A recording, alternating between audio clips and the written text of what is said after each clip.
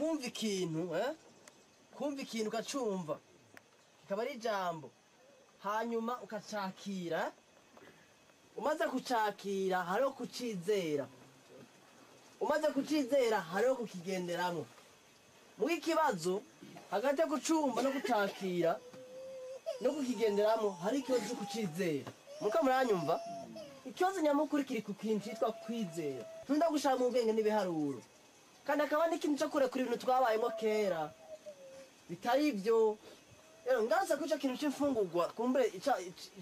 cijuru nashwenda za ukivuga ngira ko mba ishengero yagisikene kwigisha nje ndiko ndabona gusa hakeneye ko twigisha cyane rero kubyerekeye imfungurwa tanda gusubiza muri Bibiliya kandi tanda gusubiza muri Bibiliya reka ndababwiye bene data twebwe abantu turi muri Kristo Yesu batubwiye ko dufise ububasha kuri ibyo sivyo nta kintu na kimwe kidufise kubasha ahubwo twebwe dufise ububasha ku bintu byose haleluya ibintu byose dufise kubasha Yesu yaravuze ngo muzorya uburozi zacho buzobaga siko yavuze none maze imyaka 6 turiko ndagenda mu ntara z'u Burundi maze kuja ahantu henshi hari igihe tugenze kugenda mu bukeye n'witwa Eric turi kumwe turakorana ariko ariga Bibiliya mu Buganda we turagenda ahantu twa mu bukeye tugenda mu mihana ahantu hatandukanye henshi vraiment kamaze indwi turi babiri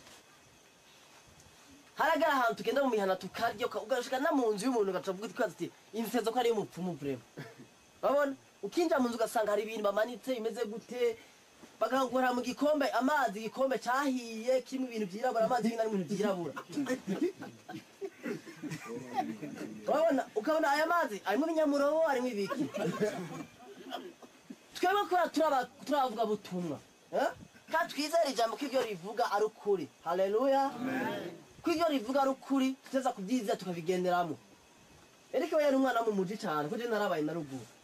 wewe yashabanza avuga ngo jango yawe kandi namukuri ndaburya karo inywa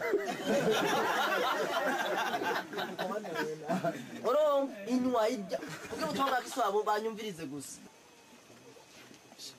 nta kintu na kimwe gihumana bene data narabwiye ko n'inzoka muze je musi naje wanyu muri gisatu muze y'Imana nzoyiswaga bien aho namanukanye n'uburobe ndandanye uburobe nayikoze jewe Yari nasanye mu byumviro by'umuntu Timote wa mbere kandi umurongo wa 4 ndagusubiza kuri uwo murongo ucuguhinyisha n'uwa 5 havuga ngo Ichimana yaremye cyose ni cyiza murumva uyu murongo ndashaka mwinje mu mitima yanyu Ichimana yaremye cyose ni cyiza nyaremwe cyo gutabwa mwumve ikintu ibwirizwa rihari kumburiza no gibwirizwa si cyagezwe ariko ikintu dusabwa gukora kugira ngo kitwere kizima ngo iyo cyakiriwe nushima nuko muranyumva mu gifaransa ni condition iri ngaho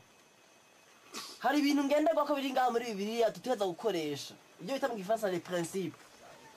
ngo iyo cyakira nugira iki bega bavuze ngo cyakira n'usaba ngo bihumanuke iyo cyakira nugira iki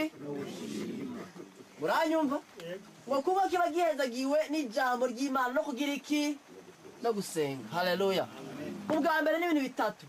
hariho gushima akira imfungurwa bazikuzaniye ubwo uti data ndagushima ko izi mfungurwa rero bazirema nakira kimwe gihumanye kuri jewe kujya simpumanye haleluya ndagishima ko ibyo umpaye byose yabihezagiye ko narahezagiwe jewe muri Kristo Yesu ndagushima ko izi mfungurwa icya kabiri ngo ni ijambo icya gatatu ngo no gusenga nta kintu na kimwe gihumanye kihari kese cyo ufasha gihumanye siko twasoma icyo wowe wateko gihumanye